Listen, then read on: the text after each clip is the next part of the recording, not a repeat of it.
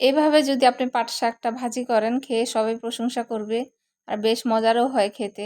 আসসালামু আলাইকুম, সবাই কেমন আছেন? আমি তো বেশ ভালোই আছি। প্রথমে আমি কড়াইতে তেল দিয়ে তারপরে আমি পেঁয়াজ কুচি আর রসুন থেতো করে দিয়ে ভালো করে ভেজে নিয়েছিলাম বাদামি কালার করে। তারপরে আমি এখন এই শাকগুলো ধুয়ে নিয়েছিলাম, দিয়ে দিয়েছি। তারপরে কিছুটা কাঁচামরিচ ফালি আর সাথে স্বাদ অনুযায়ী লবণ দিয়ে এখন ভালো করে নাড়াচাড়া করে নেওয়ার, কিছুটা হলুদ গুঁড়া দিয়েছি। নাড়াচাড়া করে আমি একটু ঢেকে দিয়েছিলাম যেন একটু মরিচটা ভালোভাবে সিদ্ধ হয়, তা না হলে ঝাল লাগবে না সিদ্ধ না হলে মরিচটা। একটু ঢেকে দিয়েছিলাম, শাকটা খুবই দ্রুত সিদ্ধ হয়ে গিয়েছিল যেহেতু খুবই কচি ছিল শাকগুলো।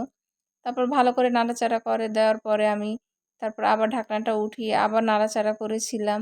তো এইভাবে নাড়তে নাড়তে আমার রান্না প্রায় হয়ে গিয়েছিল আর আবার একটু ঢেকে দিয়েছিলাম। তারপরে এই তো ঢাকনাটা উঠিয়ে আবার ভালো করে নাড়াচাড়া করেছিলাম। আর শাকটা খেতে যে এত মজার হয়েছিল, আপনি যদি এভাবে রান্না করেন তাহলে খেয়ে মজার পাবেন আর কি শাকটা, তা না হলে মজা লাগবে না খেতে। আর একদম ভাজা ভাজা করতে করতে আমি তো একদম অল্প একটু করে ফেলেছিলাম।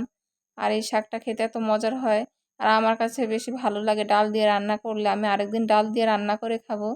কিছুটা আছে আমার ফ্রিজে, ডাল দিয়ে রান্না করার জন্য আমি রেখে দিয়েছিলাম আর বাকি কিছুটা আমি ভেজে নিয়েছিলাম। তারপরে তো ফাইনালি আমার ভাজা হয়ে গিয়েছিল। আর এরকম করে ভাজার চেষ্টা করবেন, খেতেও খুবই মজার হবে। সবাই ভালো থাকবেন। Tata, bye bye.